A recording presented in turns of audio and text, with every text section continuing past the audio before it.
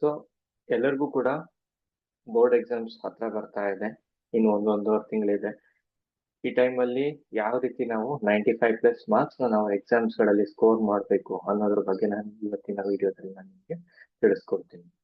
So how to study effectively. So ಯಾವ ರೀತಿ effective study ಮಾಡೋದ್ರಿಂದ ನಾವು ನಮ್ಮ ಮಾರ್ಕ್ಸ್ ನಾವು ಇನ್ಕ್ರೀಸ್ ಮಾಡ್ಕೋಬಹುದು. ಇರೋ ಸ್ವಲ್ಪ ದಿನದಲ್ಲಿ ನಾವು ಯಾವ ರೀತಿ ಎಫೆಕ್ಟಿವ್ ಆಗಿ ನಾವು ಸ್ಟಡಿ ಮಾಡಬಹುದು ಅನ್ನೋದನ್ನ ನಾನು ನಿಮ್ಗೆ ತಿಳಿಸ್ಕೊಡ್ತಾ ಹೋಗ್ತೀನಿ. ಸೊ ಎಲ್ಲರಿಗೂ ಕೂಡ ಟೈಮ್ ಇದೆ ಓದೋದಕ್ಕೆ, ಆದ್ರೆ ಯಾವ ರೀತಿ ಓದ್ಬೇಕು ಅನ್ನೋ ಟೆಕ್ನಿಕ್ ನಿಮ್ಗೆ ಗೊತ್ತಿಲ್ಲ. ಸೊ ಎಲ್ಲರಿಗೂ ಇನ್ನ 1.5 ತಿಂಗಳು ಹತ್ತತ್ರ ಟೈಮ್ ಇದೆ. ಸೊ ಆದ್ರೆ ಯಾವ ಟೆಕ್ನಿಕ್ ನಾವು ಯೂಸ್ ಮಾಡ್ಕೊಂಡು ಓದಿದ್ರೆ ನಮ್ಗೆ ಜಾಸ್ತಿ ಮಾರ್ಕ್ಸ್ ಸ್ಕೋರ್ ಮಾಡ್ಬೋದು ಅನ್ನೋದನ್ನ ನಾವು ಇಲ್ಲಿ ತಿಳ್ಕೊಳ್ಳೋಣ. ಸೊ ಈ ಮೋಸ್ಟ್ ಆಫ್ ದಿ ಸ್ಟೂಡೆಂಟ್ ಏನ್ ತಪ್ಪು ಮಾಡ್ತಾ ಇದ್ದೀರಾ ಓದೋಬೇಕಾದ್ರೆ ಅಂದ್ರೆ, ಸೊ ನೀವೆಲ್ಲ ಬರೀ ನೋಟ್ಸ್ ಗಳನ್ನ ಆಗಿರ್ಬೋದು ಅಥವಾ ಟೆಕ್ಸ್ಟ್ ಬುಕ್ಸ್ ಗಳನ್ನ ಓದ್ತಾ ಹೋಗ್ತಾ ಇರ, ಆದ್ರೆ ಯಾರೂ ಕೂಡ ಪ್ರಾಕ್ಟೀಸ್ ಮಾಡ್ತಾ ಇಲ್ಲ.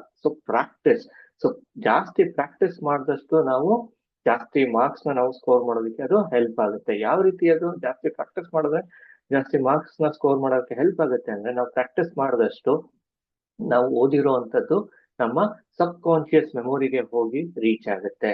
ಸೊ ನಮ್ಮ ಸಬ್ ಕಾನ್ಶಿಯಸ್ ಮೆಮೊರಿಗೆ ಹೋಗಿ ನಾವು ರೀಚ್ ಮಾಡಿಸಿದ್ರೆ, ಸೊ ಎಕ್ಸಾಮ್ಸ್ ಅಲ್ಲಿ ನಾವು ಬರೆಯೋಬೇಕಾದ್ರೆ ಆಟೋಮೆಟಿಕ್ ಆಗಿ ನಮ್ಗೆ ಆನ್ಸರ್ಸ್ ಗಳು ನೆನಪಾಗ್ತಾ ಹೋಗುತ್ತೆ.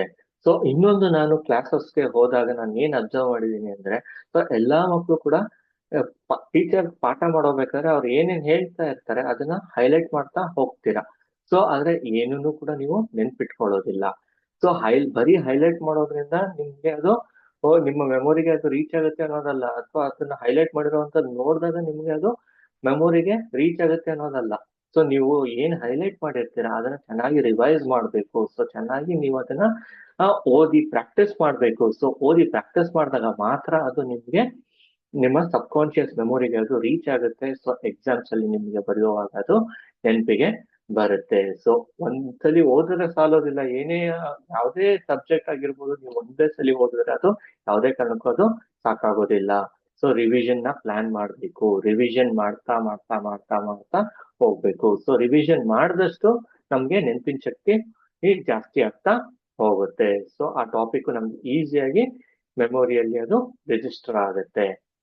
ಸೊ ಏನಾಗುತ್ತೆ, ನಾವು ರಿವಿಷನ್ ಮಾಡಿಲ್ಲ ಅಂದ್ರೆ ಏನಾಗುತ್ತೆ, ನಮ್ಮ ಅಕಾರ್ಡಿಂಗ್ ಟು ಸ್ಟಡೀಸ್ ನಾವು ನೋಡೋದಾದ್ರೆ, human brain it tends to forget 70% in 24 hours. So ನಾವ್ ಏನ್ ಓದಿರ್ತೀವಿ ಅದರಲ್ಲಿ 70% ನಮ್ಮ ಬ್ರೈನ್ ಮರ್ತೋಗುವಂತಹ ಚಾನ್ಸಸ್ ಇರುತ್ತೆ. ಸೊ ಆ ರೀತಿ ಆಗ್ಬಾರ್ದು ಅಂದಾಗ ಏನ್ ಮಾಡ್ಬೇಕು, ನಾವು ಪದೇ ಪದೇ ಓದಿ ಪ್ರಾಕ್ಟೀಸ್ ಮಾಡ್ಬೇಕು. ಸೊ ಜಾಸ್ತಿ ನಾವು ಎಷ್ಟು ಓದ್ತೀವಿ ಅಷ್ಟನ್ನ ನಾವು ಬರೆದು ಪ್ರಾಕ್ಟೀಸ್ ಮಾಡ್ಬೇಕು. ಸೊ ಬರೆದು ಪ್ರಾಕ್ಟೀಸ್ ಮಾಡಿದಾಗ ಏನಾಗುತ್ತೆ, ಅದು ನಮ್ಮ ಸಬ್ ಕಾನ್ಶಿಯಸ್ ಮೆಮೊರಿಯಲ್ಲಿ ಅದು ರಿಜಿಸ್ಟರ್ ಆಗುತ್ತೆ. ಒನ್ಸ್ ನಮ್ಮ ಸಬ್ ಕಾನ್ಶಿಯಸ್ ಮೆಮೊರಿ ಅದು ರಿಜಿಸ್ಟರ್ ಆಯ್ತು ಅಂದಾಗ, ಸೊ ನಮ್ಗೆ ಜಸ್ಟ್ ನಾವು ರೀಕಾಲ್ ಮಾಡ್ಕೊಂಡಾಗ ಅದು ನಮ್ಗೆ ಆನ್ಸರ್ ನೆನಪಾಗ್ತಾ ಹೋಗುತ್ತೆ. ಸೊ ಇನ್ನೊಂದು ಏನ್ ಮಾಡ್ತೀರಾ ನೀವೆಲ್ಲರೂ ಸ್ಟೂಡೆಂಟ್ಸ್ ಗಳು ಅಂದ್ರೆ, so you tend for passive studying. So passive studying ಅಂದ್ರೆ ಏನು, ಕಾಟಾಚಾರಕ್ಕೆ ಓದುವಂಥದ್ದು. ಸೊ ಟೀಚರ್ಸ್ ಬೈತಾರೆ ಅಂತ ಆಗಿರ್ಬೋದು, ಅಥವಾ ಪೇರೆಂಟ್ಸ್ ಬೈತಾರೆ ಅಂತ ಆಗಿರ್ಬೋದು, ಅಥವಾ ಯಾರೋ ಬೈತಾರೆ ಅಂತ ಹೇಳಿ ನಾವು ಓದಿದಾಗ ನಾವು ಏನ್ ಮಾಡ್ತೀವಿ, ಲೋ ಎಫರ್ಟ್ಸ್ ಗಳನ್ನ ಹಾಕ್ಬಿಟ್ಟು ಓದ್ತೀವಿ. ಸೊ ನಮ್ಮಲ್ಲಿ ಎಫರ್ಟ್ಸ್ ಗಳು ಇರೋದಿಲ್ಲ. ನಾವು ಓದೋಬೇಕಾದ್ರೆ ನಾವು ಎಫರ್ಟ್ಸ್ ಗಳನ್ನ ಹಾಕ್ತಾ ಇರೋದಿಲ್ಲ. ಆ ಕಾರಣಕ್ಕೆ ಏನಾಗುತ್ತೆ, ಅದು ನಾವು ಓದಿರುವಂತದ್ದು ವ್ಯರ್ಥ ಆಗುತ್ತೆ. ಸೊ ಅದು ನಮಗೆ ನೆನಪಲ್ಲಿ ಉಳಿಯೋದಿಲ್ಲ. ಜೊತೆಗೆ ನಾವು ಏನೇ ಓದಿದ್ರು ಕೂಡ ನಾವು ಟೆಸ್ಟ್ ಮಾಡಬೇಕು. ಸೊ ಟೆಸ್ಟ್ ಮಾಡಿಲ್ಲ ಅಂದಾಗ ಕೂಡ ಅದು ನಮ್ಮ ನೆನಪಲ್ಲಿ ಅದು ಉಳಿಯೋದಿಲ್ಲ. ಸೊ ಟೆಸ್ಟ್ ಮಾಡ್ಲಿಲ್ಲ ಅಂದಾಗ ನಾವು ಏನ್ ಓದಿರ್ತೀವಿ ಅದು ಅವಾಗಿಂದ ಅವಾಗಿಗೆ ಮರ್ತೋಗ್ಬಿಡುತ್ತೆ. ಒಂದ್ ಅರ್ಧ ಗಂಟೆ 1 hour ತನಕ ಇರುತ್ತೆ. ಆಮೇಲೆ ಮತ್ತೆ 1-2 hours ಬಿಟ್ಟು ನಾವು ಅದೇ ಕ್ವಶನ್ ಕೇಳಿದಾಗ ಏನಾಗುತ್ತೆ, ಮರ್ತೋಗ್ಬಿಟ್ಟಿರುತ್ತೆ. ಸೊ ಅದೆಲ್ಲದೂ ಏನು ಆಗ್ಬಾರ್ದು ಅಂತ ಅಂದಾಗ ನಾವೇನ್ ಮಾಡ್ಬೇಕು, ನಾವು ಓದೋಬೇಕಾದ್ರೆ ಸೊ ಆಕ್ಟಿವ್ ರಿಕಾಲಿಂಗ್ ಮೆಥಡ್ ನ ನಾವು ಯೂಸ್ ಮಾಡ್ಬೇಕು. ಸೊ ಆಕ್ಟಿವ್ ರಿಕಾಲಿಂಗ್ ಮೆಥಡ್ ಅಂದ್ರೆ ಏನು ಅಂದ್ರೆ, ಸೊ ನಾವು ಏನೇ ಓದಿದ್ರು, ಸೊ ಫಾರ್ ಎಕ್ಸಾಂಪಲ್ ನಾವು ಒಂದು 5 ಟಾಪಿಕ್ಸ್ ಓದಿರ್ತೀವಿ ಫಿಸಿಕ್ಸ್ ಅಲ್ಲಿ, ಅಥವಾ ಬಯಾಲಜಿಯಲ್ಲಿ ಒಂದು 5 ಟಾಪಿಕ್ಸ್ ಓದಿರ್ತೀವಿ. ಆ 5 ಟಾಪಿಕ್ಸ್ ನ ನಾವು ಪದೇ ಪದೇ ಕ್ವಶನ್ ಮಾಡ್ಕೊಂತ ಇರಬೇಕು.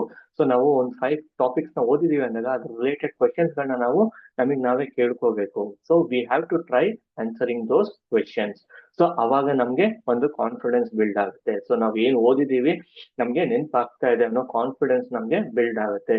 ಸೊ ಆ ಕಾನ್ಫಿಡೆನ್ಸ್ ನಮ್ಮಲ್ಲಿ ಬಿಲ್ಡ್ ಆದಾಗ ಏನಾಗುತ್ತೆ, ಸೊ ನಮ್ಗೆ ಓದೋದಕ್ಕೂ ಇಂಟ್ರೆಸ್ಟ್ ಬರುತ್ತೆ, ಜೊತೆಗೆ ನಾವು ಓದಿರೋದು ಕೂಡ ನಮ್ಮ ಮೆಮೊರಿಗೆ ಅದು ರಿಜಿಸ್ಟರ್ ಆಗುತ್ತೆ. ಸೊ ಮೆಮೊರಿಯಲ್ಲಿ ರಿಜಿಸ್ಟರ್ ಆದಾಗ ಸೊ ನಾವು ಎಕ್ಸಾಮ್ಸ್ ಬರೆಯೋಬೇಕಾದ್ರೆ ಅದು ಈಸಿಯಾಗಿ ಆನ್ಸರ್ಸ್ ಪೇಪರ್ ಮೇಲೆ ನಾವು ಎಲಾಬ್ರೇಟ್ ಮಾಡ್ತಾ ಹೋಗ್ಬೋದು. ಸೊ ಏನ್ ಮಾಡ್ಬೇಕು, ನಾವು ಪ್ರತಿ ಸಲ ನಾವು ಓದುವಾಗೂ ಕೂಡ ನಾವು ಅದನ್ನ ರೀಕಾಲ್ ಮಾಡ್ತಾ ಇರಬೇಕು. ಸೊ ಎವ್ರಿ 24 hours ಒನ್ಸ್ ನಾವು ಏನ್ ಓದಿದೀವಿ, ಸೊ ನಾನು ಇವಾಗ ಕೂತ್ಕೊಂಡು ಓದ್ತಾ ಇದ್ದೀನಿ ಅಂದಾಗ ನಾನು ನಿನ್ನೆ ಏನ್ ಓದಿದ್ದೆ ಅದನ್ನ ನಾವು ಫಸ್ಟ್ ಓದೋಕ್ ಸ್ಟಾರ್ಟ್ ಮಾಡೋಕ್ಕಿಂತ ಮುಂಚೆ ನಾನು ನಿನ್ನೆ ಏನ್ ಓದಿದ್ದೆ ಅದನ್ನ ನಾವು ರೀಕಾಲ್ ಮಾಡ್ಕೋಬೇಕು. ಸೊ ಈ ಟಾಪಿಕ್ ನನ್ಗೆ ನಿನ್ನೆ ಓದಿದ್ದೆ, ಸೊ ನನ್ಗೆ ಅದು ಅರ್ಥ ಆಗಿದ್ಯಾ, ಸೊ ನಾನು ಅದನ್ನ ಆನ್ಸರ್ ಮಾಡಬಲ್ಲನಾ ಅಂತ ನಾವು ಅದನ್ನ ರೀಕಾಲ್ ಮಾಡ್ತಾ ಹೋಗ್ಬೇಕು. ಸೊ ನಮಗ್ ನಾವೇ ಕ್ವಶನ್ ಮಾಡ್ತಾ ಹೋದಾಗ ನಮ್ಗೆ ಕಾನ್ಫಿಡೆನ್ಸ್ ಬಿಲ್ಡ್ ಆಗುತ್ತೆ. ಸೊ ನಾನು ಓದಿದ್ದಕ್ಕೂ ಕೂಡ ಅದು ಒಂದು ಸಾರ್ಥಕತೆ ಬರುತ್ತೆ. ಸೊ ಜೊತೆಗೆ ನಾವ್ ಏನ್ ಮಾಡ್ಬೇಕು, ಪ್ರಾಕ್ಟೀಸ್ ಮಾಡ್ತಾ ನಾವು ಓದ್ಬೇಕು. ಸೊ ನಾವು ಜಾಸ್ತಿ ಪ್ರಾಕ್ಟೀಸ್ ಮಾಡಿದಷ್ಟು ನಮ್ಗೆ ಓದಿರುವಂತದ್ದು ನಾವು ಬರೀ ಓದೋದಷ್ಟೇ ಅಲ್ಲ, ನಾವು ಪ್ರಾಕ್ಟೀಸ್ ಮಾಡಿ ಅದನ್ನ ನಾವು ಆನ್ಸರ್ ಮಾಡ್ತಾ ಹೋಗ್ಬೇಕು. ಒಂದು ರಫ್ ನೋಟ್ ತಗೋಬೇಕು. ಸೊ ನಾವೇನ್ ಓದಿದೀವಿ ಓದಾದ ತಕ್ಷಣ ಒಂದ್ ಅರ್ಧ ಗಂಟೆ ಆದ್ಮೇಲೆ ನಾವು ಅದನ್ನ ಟೆಸ್ಟ್ ಬರಿತಾ ಹೋಗ್ಬೇಕು. ಸೊ ನಾವು ಆ ಟೆಸ್ಟ್ ಬರಿತಾ ಹೋದಾಗ ಏನಾಗುತ್ತೆ, ನಾವು ಓದಿರೋವಂಥದ್ದು ನಮ್ಗೆ ಕ್ಲೀನ್ ಆಗಿ ನಮ್ಮ ಟೆಸ್ಟ್ ಅಲ್ಲಿ ನಾವು ಬರಿತಾ ಹೋದಾಗ ನಮ್ಮ ಮೆಮೊರಿಗೆ ಅದು ರಿಜಿಸ್ಟರ್ ಆಗುತ್ತೆ. ಸೊ ನಮ್ಮ ಮೆಮೊರಿಗೆ ಅದು ರಿಜಿಸ್ಟರ್ ಆದಾಗ it helps us in a exam. So practice always increases our memory power. So practice ನಮ್ಮ ಮೆಮೊರಿ ಪವರ್ನ ಅದು ಇನ್ಕ್ರೀಸ್ ಮಾಡುತ್ತೆ. ಸೊ ಈ ಸ್ಟೆಪ್ಸ್ ಗಳನ್ನ ಎಲ್ಲರೂ ಕೂಡ ಫಾಲೋ ಮಾಡಿದ್ರೆ ಸೊ ಈಸಿಯಾಗಿ ನೀವು ನಿಮ್ಮ ಎಕ್ಸಾಮ್ಸ್ ಗಳಲ್ಲಿ 96+ ಮಾರ್ಕ್ಸ್ ನ ನೀವು ಸ್ಕೋರ್ ಮಾಡ್ಬೋದು. ಯಾವುದೇ ಡೌಟ್ ಇಲ್ದಂಗೆ ನೀವು ಈಸಿಯಾಗಿ ನೀವು 96+ ಮಾರ್ಕ್ಸ್ ನ ನೀವು ಸ್ಕೋರ್ ಮಾಡ್ಬೋದು. ಇದೇ ಮೆಥಡ್ ನ ಎಲ್ಲಾ ಟಾಪರ್ಸ್ ಗಳು ಕೂಡ ಯೂಸ್ ಮಾಡುವಂತದ್ದು. So hope you all will follow this methods for studying. Thank you. All the best for your exams children.